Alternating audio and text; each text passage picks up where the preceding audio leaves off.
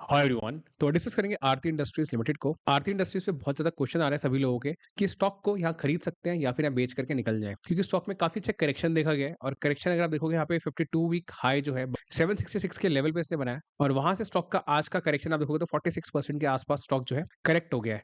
और यही चीज अगर मैं आपको वीकली चार्ट में थोड़ा पीछे लेके जाऊं, और तो यहाँ पे ये देखो, इसने अक्टूबर नवंबर 2021 के अंदर इसने एक हाई बनाया था। और इस हाई से अगर मैं स्टॉक की करेक्शन देखूं तो लगभग लगभग 60% के आसपास की करेक्शन है। थोड़ा इसको श्रिंक करता हूं मैं, और यहाँ आप देखो ये 60% के आसपास स्टॉक करेक्ट हो गया है। तो मतलब जिन लोगों ने इसमें लगभग 1 लाख रुपए कभी इन्वेस्ट करे होंगे 2020-21 में, उनका जो स्टॉक का वैल्यूएशन है लगभग 40,000 के आसपास रह गया है। और जिन्होंने जस्ट अभी अगस्त मंथ के आसपास कोई अगर इस ऊपर की रैली में एंटर हो गया होगा तो उसका भी प्रॉफिट यहाँ पे ऑलमोस्ट वाइप आउट हो गया है। ठीक है, लोग फंस गए हैं इसके अंदर। तो क्या यहाँ पे स्टॉक को डाउनवर्ड एवरेज कर सकते हैं, या फिर ये जो लोग नहीं खरीदे हैं, जिनके पास पोर्टफोलियो में नहीं है, उनके लिए एक अच्छी अपॉर्चुनिटी है यहाँ से स्टॉक को ऊपर की तरफ ट्रेड करना 150%। या फिर मैं कहता हूँ अगर 52 वीक हाई भी जाएगा तो भी स्टॉक ऑलमोस्ट 100% तक के रिटर्न्स बना के दे सकता है। ठीक है, और उस एनालिसिस को करने के लिए देखो कुछ चीजें हम समझनी पड़ेंगी कि कंपनी का बिजनेस मॉडल है क्या। मतलब कि इनके जो प्रोडक्ट्स हैं, जैसे ये डाइज एंड पिगमेंट्स में डील करते हैं, एनर्जी में डील करते हैं, फार्मा, पॉलीमर, 100 से ज्यादा इनके पास में प्रोडक्ट्स हैं, 6,000 से ज्यादा इनके पास में एम्प्लॉइज हैं, 16 मैन्युफैक्चरिंग प्लांट्स हैं। बड़ी कंपनी है, स्टेबल कंपनी है, 6,000 करोड़ से ज्यादा का इनके पास में एक रेवेन्यू जनरेट कंपनी कर रही है। तो क्या यहाँ पे खरीद लें या फिर बेचें? तो देखो, पूरा एनालिसिस जो होगा वो सिर्फ एजुकेशन पर्पस के लिए होगा। मैं आप लोगों को कोई भी बाय सेल की रिकमेंडेशन नहीं दूंगा। बाय करना है, सेल करना है, प्लीज अपना एनालिसिस जरूर खुद से करें, अपने फाइनेंशियल से जरूर सलाह लें, उसके बाद ही इसमें बाय सेल करें। मेरी कोशिश रहेगी कि मैं आपको ये जितनी भी इन्फॉर्मेशन मेरे पास, जितना भी डेटा मैंने इसमें पढ़ा है, समझा है, 27 पेजेस की ये कॉन्फ्रेंस कॉल है, पूरी मैंने पढ़ी है, प्लस ये कुछ प्रेजेंटेशन के अंदर कुछ पेजेस है जो आपको समझाऊंगा। ठीक है, एक क्लैरिटी देने की कोशिश करूंगा आप लोगों को। तो वीडियो को शुरू करते हैं। आरती इंडस्ट्रीज केमिकल सेक्टर की कंपनी है। और देखो, बैकग्राउंड में जो लोग मार्केट में काफी पुराने हैं उनको पता है कि केमिकल सेक्टर जो है काफी ज्यादा बीट एंड डाउन है, just because of China. China की तरफ से बहुत प्राइसिंग प्रेशर आता है। और प्राइसिंग प्रेशर क्यों आता है? क्योंकि चाइना के पास में जो इन्वेंट्री है वो बहुत ज्यादा होती है। क्योंकि चाइना सस्ते भाव के अंदर, मतलब अगर आप बड़ी इन्वेंट्री बनाओगे, आप ज्यादा माल प्रोड्यूस करोगे, तो ऑटोमेटिकली आपका फिक्स कॉस्ट नीचे आ जाता है। ठीक है, आपका वेरिएबल ऑफ कोर्स ऊपर जाएगा, लेकिन फिर भी नेट नेट जो एक एवरेज आता है, एक ग्लोबल लेवल पे चाइना सस्ता माल प्रोड्यूस करता है, उसको डंप करता है बाकी कंट्रीज के अंदर। ठीक है, एक्सपोर्ट करता है। और इंडिया भी उससे प्रॉब्लमैटिक है। आरती इंडस्ट्री हो, दीपक नाइट्राइट हो, ठीक है, दीपक फर्टिलाइजर हो, या और बाकी क्लीन साइंस हो, ये जितनी भी कंपनीज हैं, इनको जो मेन एक चैलेंज आता है वो चाइना की साइड से आता है। एक प्राइसिंग प्रेशर आता है वहां से, इन्वेंट्री प्रॉब्लम आती है। और उसके बावजूद भी जो आरती इंडस्ट्रीज है, अगर आप इनके रिजल्ट देखोगे, क्वार्टरली रिजल्ट, तो यहाँ पे देखो 2 क्वार्टर्स 3 क्वार्टर से कंपनी जो है प्लस में है। मतलब 3%, 7%, 31% और 11% की उन्होंने ग्रोथ करी है। तो क्वार्टरली ग्रोथ हमें यहाँ पे देखने को मिल रही है। लेकिन एक प्रॉब्लम जो नजर आती है वो ये है कि मार्जिन श्रिंक हो रहा है। 16% का मार्जिन था, 15 हुआ, मतलब 16-15% के आसपास का मार्जिन इनका काफी टाइम से आ रहा था। लेकिन इस क्वार्टर में मार्जिन ऑलमोस्ट 4% घट गया। और 4% मार्जिन घटने की वजह से यहाँ पे देखो पीबीटी जो है, प्रॉफिट बिफोर टैक्स, 34 करोड़ पे आ गया। ठीक है, और जिसकी वजह से जो नेट प्रॉफिट है वो भी काफी कम है। तो ईपीएस 3.78 था, ईपीएस 1.43 हो गया, ईपीएस हाफ से भी कम हो गया।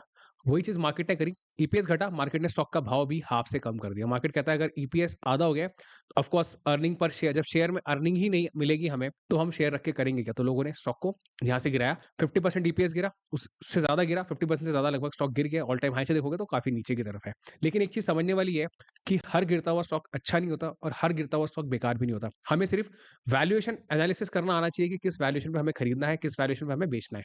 ठीक है, आरती इंडस्ट्री का अगर वैल्यूएशन देखोगे तो ये एक मार्केट कैप के अकॉर्डिंगली मिड कैप कंपनी है। स्टॉक पी के अकॉर्डिंग 34 का इसका पी है। तो 34 का पी क्या बहुत सस्ता पी है? नहीं, 34 का पी मेरे अकॉर्डिंग एक फेयरली वैल्यूड कंपनी है। और मैं इसको चीप नहीं बोलूंगा, ये बिल्कुल भी सस्ता स्टॉक नहीं है, लेकिन फेयरली वैल्यूड वैल्यूएशन की तरफ आ रहा है। कैसे?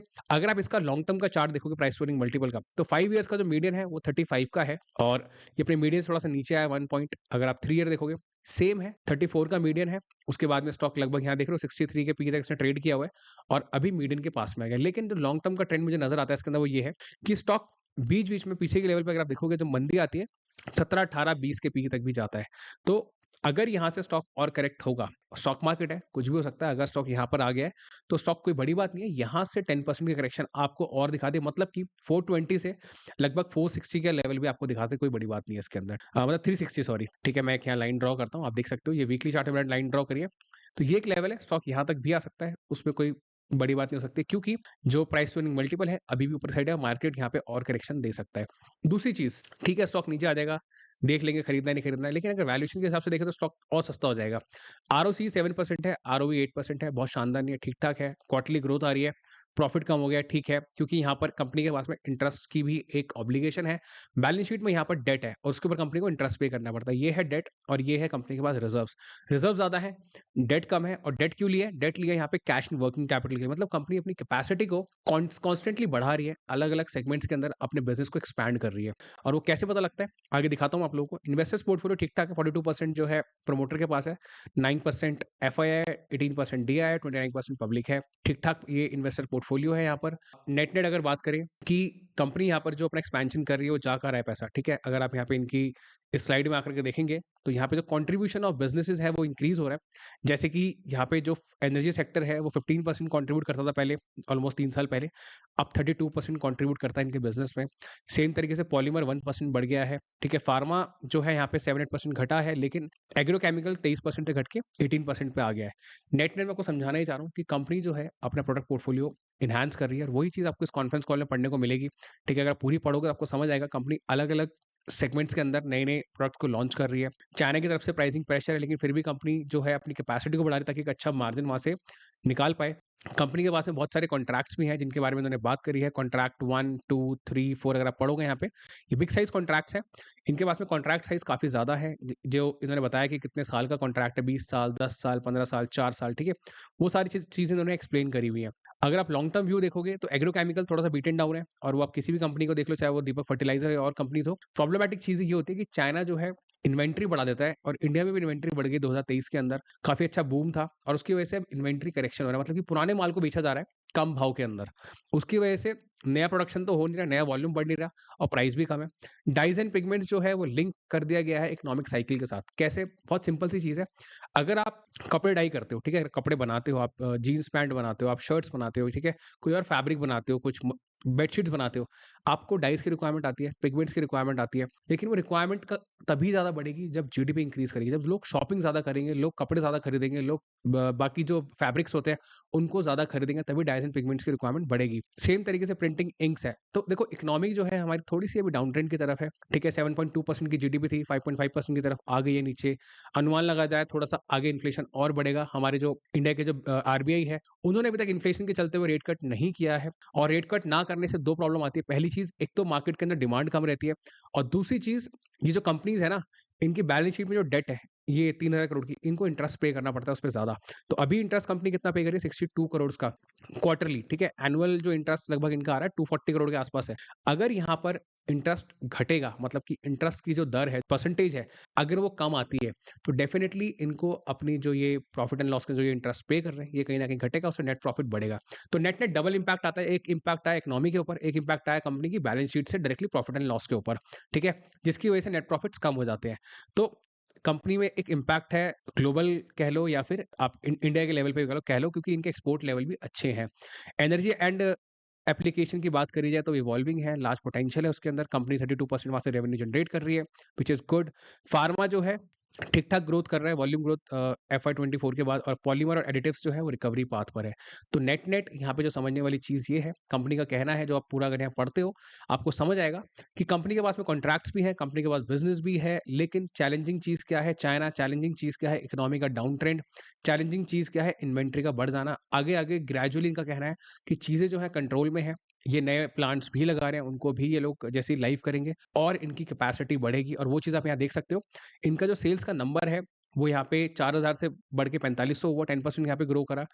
उसके बाद में 35% की ग्रोथ आई सीधा 2022 में, फिर 8%, फिर माइनस में आया नंबर, और अब यहाँ पे जो ग्रोथ आएगी मेरे अकॉर्डिंगली ज़्यादा से ज़्यादा, अगर आप ये 2 क्वार्टर देखोगे, तो 10, 12, 15% से ज़्यादा की ग्रोथ कंपनी नहीं करेगी, क्योंकि 2 क्वार्टर अच्छे आ गए हैं। तो हो सकता है आगे एवरेज करके 10-15% के क्वार्टर आएगा, लेकिन मार्जिन घट गया, और मार्जिन घटना एक प्रॉब्लमैटिक चीज़ है, क्योंकि मार्जिन घटेगा तो आपका नेट प्रॉफिट घटेगा, तो मार्केट उस चीज़ों को प्राइसिंग करता है, ठीक है? तो मैं आपको समझाने की कोशिश कर रहा हूँ कि ये सारी चीज़ें इंटरलिंक्ड हैं, लेकिन क्या स्टॉक बेकार है? स्टॉक बेकार नहीं है, स्टॉक कंपनी अच्छी है, कंपनी का अगर आप ट्रेंड देखोगे चार्ट का, ठीक है? अगर आप यहाँ से, तो स्टॉक ने यहाँ पे, ये वीकली चार्ट है, ठीक है? पहले ये चीज़ आप ध्यान रखना, ये डेली चार्ट नहीं है, ये वीकली चार्ट है।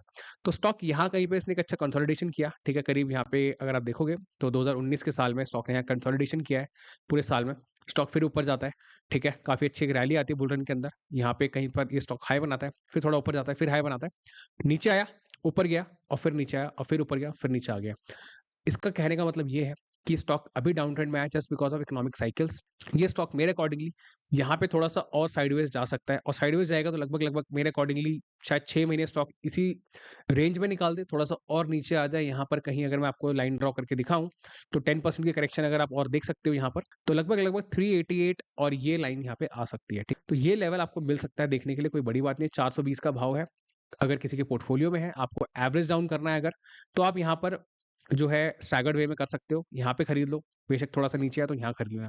अपना एनालिसिस ज़रूर कर लेना एक बारी, देखो स्टॉक जो है वैल्यूएशन वाइज़ जो है थोड़ा फेयरली वैल्यूड हो गया, ठीक है? अगर आप सेक्टर में देखोगे, तो सेक्टर में आपको और भी सस्ती कंपनीज़ मिल जाएँगी जो शायद जिनका पीई आरती इंडस्ट्री से कम होगा, लेकिन दीपक नाइट्रेट 42 पे ट्रेड कर रहा है। यहाँ पे अगर आप एसआरएफ देखोगे 59 पर है, पिडिलाइट 75 पर है, हिमाद्री स्पेशलिटी केमिकल 60 पर है।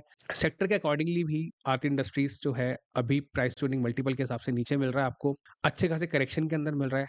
अगर आपका लॉन्ग टर्म का व्यू है तभी स्टॉक को खरीदना, क्योंकि मेरे अकॉर्डिंगली स्टॉक यहाँ से 3, 4, 6 महीने का साइडवेज हो गया, तो हो सकता है आप स्टॉक के अंदर फँस जाओ, क्योंकि ये स्टॉक देखो जब नीचे आता है ना, काफ़ी टाइम तक धीरे-धीरे नीचे आता रहता है। लोगों को लगेगा यहाँ पे सपोर्ट लेगा, यहाँ नहीं लेगा, ऊपर जाएगा, फिर नीचे आएगा, फिर सपोर्ट लेगा, नहीं लेगा, फिर ऊपर जाएगा, फिर नीचे आएगा, फिर ऊपर जाएगा, फिर नीचे आएगा। तो नेट-नेट समझाने वाली बात ये है, जो लॉन्ग टर्म का व्यू बनाएगा, वो आराम से इसमें 50-60% 100% तक रिटर्न निकाल देगा। जैसे देखो जिसने यहाँ पे कहीं पे खरीदा होगा ना इस कंसोलिडेशन के अंदर, ये जो कंसोलिडेशन है, जहाँ पे लोगों ने इसके अंदर ठीक-ठाक पैसा बना लिया होगा। नेट-नेट आप ये चीज़ समझो, स्टॉक 6 महीने, साल भर एक साइड ट्रेंड में निकाल सकता है। लेकिन अगर चलेगा तो ऑफ कोर्स अगर वापस से रिकवरी आएगी मार्केट में, और रिकवरी देखो आनी है, लेकिन कब आएगी किसी को नहीं पता, ये इकोनॉमिक साइकिल्स होती हैं, लंबी भी चल सकती हैं। ठीक है, कंपनी कैपेक्स कर रही है, रेवेन्यू बढ़ाएगी। अगर आपके अंदर पेशेंस है, आप अगर एक रिटर्न के लिए वेट कर सकते हो आराम से 2 साल, 3 साल का, तो आप स्टॉक को कंसीडर कर सकते हो खरीदने का। अपना एनालिसिस ज़रूर कर लेना। अगर आप यहाँ कहीं पे इसको लोगे, तो लगभग-लगभग आप अगर इसको 52 वीक हाई तक भी देखते हो, तो 85% तक का रिटर्न, और थोड़ा और वेट कर लोगे तो अगर थोड़ा ऊपर और जाएगा, तो 100% तक का रिटर्न इसमें बन सकता है। लेकिन लॉन्ग टर्म के अंदर, शॉर्ट टर्म के अंदर कोई अगर ये सोच रहा है कि मैं स्विंग कर लूँ, देखो मार्केट काफ़ी ज़्यादा वॉलेटाइल है अभी, बाज़ार बहुत गिर रहा है। अगर यहाँ से गिरेगा, तो स्टॉक हो सकता है थोड़ा-सा यहाँ से 10% और गिरेगा, तो लगभग जो मैंने लाइन ड्रॉ करी है, उससे भी नीचे आ जाए। ठीक है? तो नेट-नेट आपको डरा नहीं रहा हूँ, मैं ये कह रहा हूँ कि खरीदना है तो स्टैगर्ड वे में खरीदना। जिन्होंने ऊपर खरीदा हुआ है, देखो अब आप फँस गए, आपको पहले बेचना चाहिए था, अब यहाँ आके बेच के कोई फ़ायदा नहीं, तो अब लॉस में हो गए। बेशक नया पैसा मत डालो, आराम से बैठे रहो उसके अंदर, जो लगा दिया उसको लगा के छोड़ दो, अपने आप ऊपर आएगा, आपको एग्ज़िट करने का मौका मिल जाएगा। और जिन्होंने यहाँ कहीं पे भी खरीदा है, आप एवरेज डाउन कर सकते हो अगर आपके पास फ्रेश कैपिटल है, आपके पास कोई और स्टॉक नहीं है खरीदने को, या फिर जिनको फ्रेश एंट्री लेनी है, तो ये एक लेवल है फ्रेश एंट्री लेने का, और थोड़ा नीचे आ जाए, थोड़ा और आप वहाँ पे एवरेज डाउन कर सकते हो। तो नेट-नेट ये सारी चीज़ें हैं, बाकी अगर आप इन चीज़ों को डिटेल में पढ़ोगे, जैसे मैंने आपको समझा दिया है नेट-नेट मोटी-मोटी चीज़ें, तो कोई सवाल अगर आपका हो तो प्लीज़ कमेंट करना, मैं आपको ज़रूर एक्सप्लेन करूँगा उसके अंदर, बाकी कुछ चीज़ मेरे से मिस हो गई होगी। कोई और नेक्स्ट जो स्टॉक आपको एनालिसिस चाहिए हो, आप प्लीज़ कमेंट कर देना, मैं वो भी उसको कवर करूँगा। इस वीडियो में अगर आपको इन्फॉर्मेटिव लगी हो, कुछ इन्फॉर्मेशन मिली हो, कुछ लर्निंग्स मिली हो, कुछ सीखने को मिला हो, तो प्लीज़ लाइक ज़रूर करें, कमेंट ज़रूर करें, आपका क्या व्यू है, ठीक है? अगर आपको हेल्पफुल लगे तो हेल्पफुल लिखें, आपको अगर इन्फॉर्मेटिव लगी हो तो इन्फॉर्मेटिव लिखें, उससे मुझे काफ़ी एप्रिसिएशन मिलता है आपके कमेंट से, और ऐसे वीडियोज़ बनाने में और ज़्यादा आगे हेल्प मिलती है। तो इस वीडियो के लिए इतना ही, मिलते हैं अगली वीडियो में। Thank you so much.